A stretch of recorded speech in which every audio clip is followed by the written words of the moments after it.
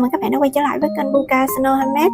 Hôm nay mình sẽ hướng dẫn các bạn móc một chiếc khăn tam giác lấy cảm hứng từ lá cờ Việt Nam để chào mừng cho ngày lễ 2 tháng 9 sắp tới. Rất hy vọng là các bạn sẽ yêu thích chiếc khăn này và chúng ta sẽ cùng đi vào móc nhé. Len mình sử dụng để móc chiếc khăn là mình sử dụng len 125g gồm có màu đỏ và màu vàng. Kim móc thì mình sẽ sử dụng kim móc 2.5. Rồi, bây giờ thì chúng ta sẽ vào móc nha. Đầu tiên thì các bạn sẽ tạo một nút thắt.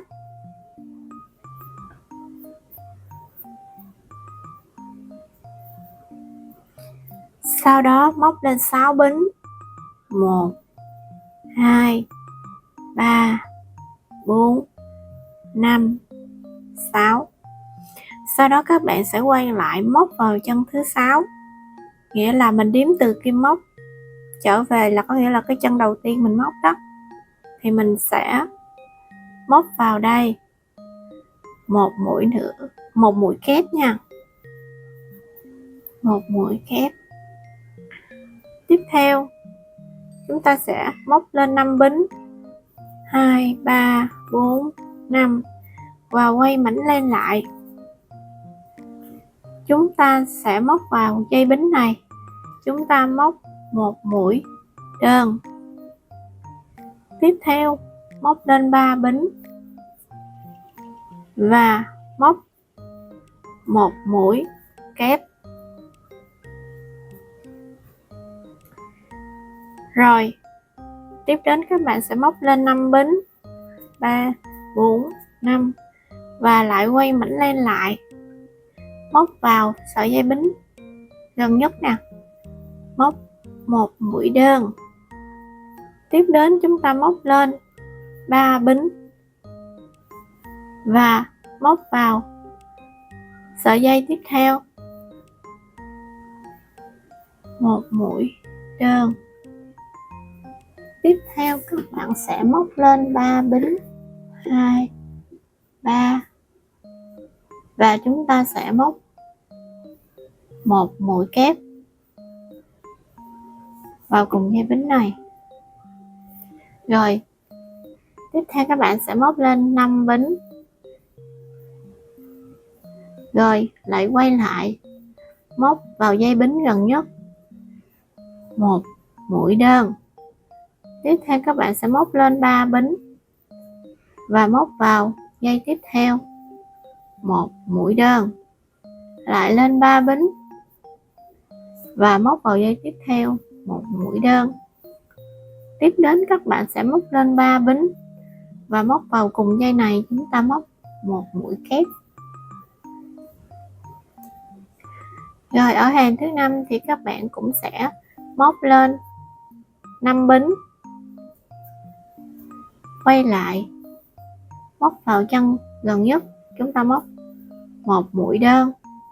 Tiếp đến chúng ta sẽ móc lên 3 bính và móc vào chân thứ hai này, dây thứ hai một mũi đơn.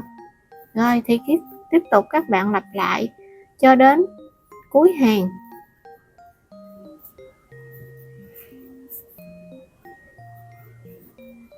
Ở dây cuối cùng này thì chúng ta sẽ móc lên 3 bính và móc thêm một mũi kép vào cùng dây này. Thì đó, đây là cái quy tắc để các bạn sẽ móc ra được chiếc khăn tam giác theo cái độ dài và các bạn mong muốn. Theo quy tắc này chúng ta sẽ tăng dần theo hình tam giác này thì chúng ta sẽ đạt được chiếc khăn tam giác.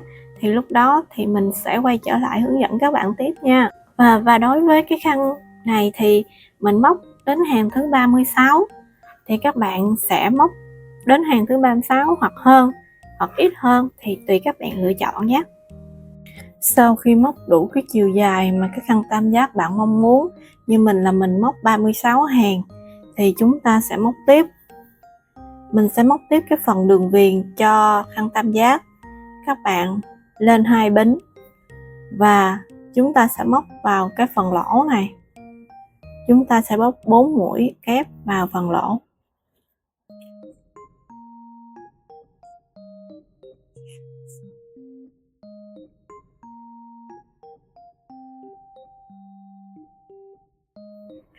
Tiếp theo chúng ta sẽ móc một mũi đơn vào cái phần lỗ tiếp theo nè. Tiếp đến chúng ta sẽ móc 5 mũi kép.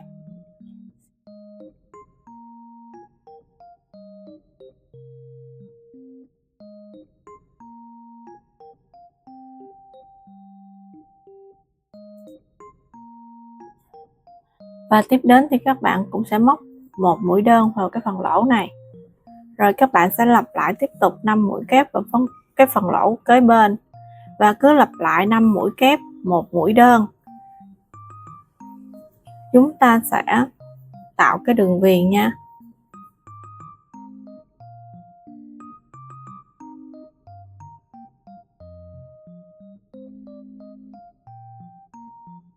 Sau khi mà chúng ta móc đến cái phần đỉnh nhọn của cái khăn tam giác ở đây thì chúng ta sẽ thấy ở đây nó sẽ có hai cái sợi dây nè, thì các bạn sẽ móc vào đây một mũi đơn và chúng ta sẽ móc 5 mũi kép bình thường nha. 1 2 3 4 5. Rồi thì các bạn sẽ móc bình thường lại nha. Khi ta móc đến cuối cùng thì chúng ta sẽ trượt mũi vào chân của mũi kép đầu tiên. Sau đó chúng ta sẽ trượt một trượt. Sau đó thì các bạn sẽ móc cái phần dây cho cái khăn tam giác. Các bạn móc 80 bính. Sau khi móc 80 bính thì chúng ta sẽ cắt len.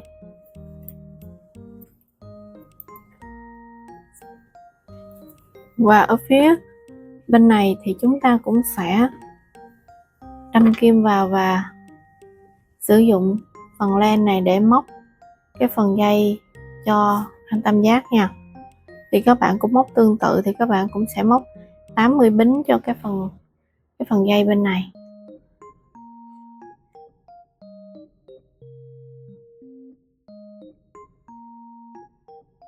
Bây giờ thì chúng ta đã hoàn thành phần khăn của tam giác. Bây giờ chúng ta sẽ móc phần trang trí nha.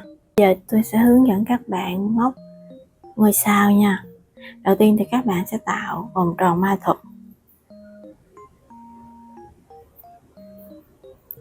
Sau đó móc 3 bính. Tiếp theo các bạn sẽ móc 13 mũi kép vào vòng tròn. 1 2 3 4. Sau đó thì các bạn sẽ trượt mũi vào chân của mũi kép đầu tiên. Một mũi trượt.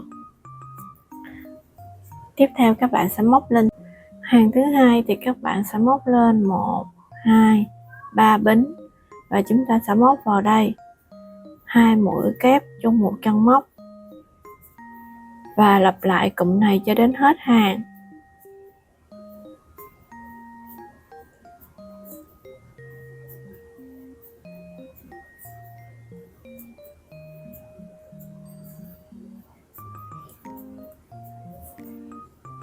Và chúng ta sẽ kết hàng bằng một mũi trượt.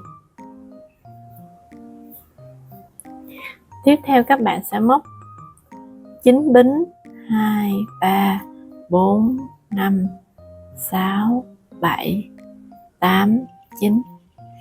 Và quay lại móc vào chân mũi thứ hai tính từ kim móc 1 2, móc một mũi trượt. Tiếp theo các bạn sẽ móc một mũi đơn, một mũi nửa kép, một mũi kép và chúng ta sẽ móc một mũi kép đôi, nghĩa là chúng ta sẽ quấn 2 sợi len trên kim.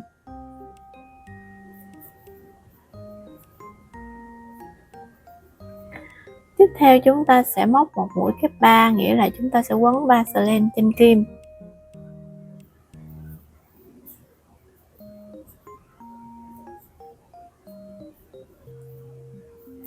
Và các bạn sẽ tăng lên mũi kép 4 là 4 sợi len trên kim.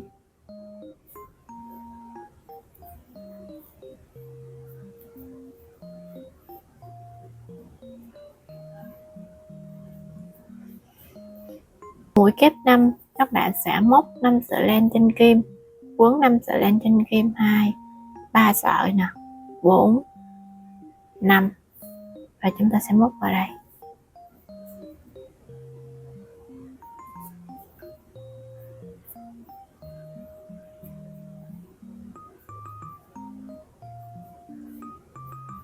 Rồi. Tiếp theo thì chúng ta sẽ bỏ qua 5 chân mũi, 1, 2, 3, 4, 5. Chúng ta sẽ móc vào chân mũi thứ 6 và chúng ta sẽ móc một mũi trượt.